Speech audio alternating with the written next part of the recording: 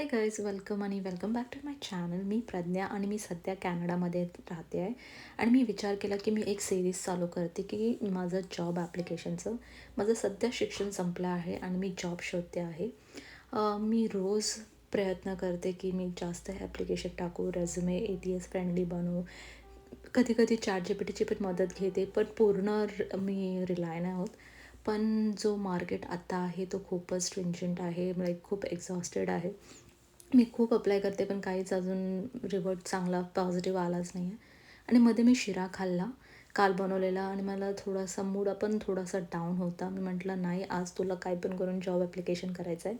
परत खाऊन मी job application करायला बसले.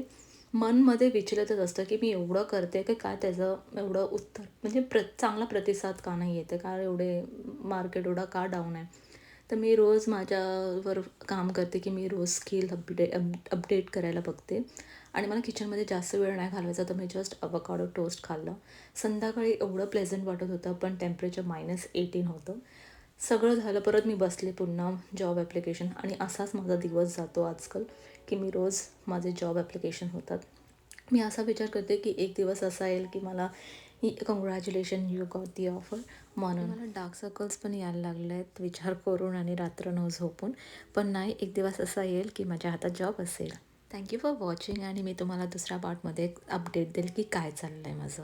बाय. जे कोणी माझे व्हिडिओ पाहत आहेत, मी एकच सांगू इच्छिते की प्रयत्न सोडू नका, कारण की प्रयत्न अति परमेश्वर, जशी माझे आई बाबा बोलतात.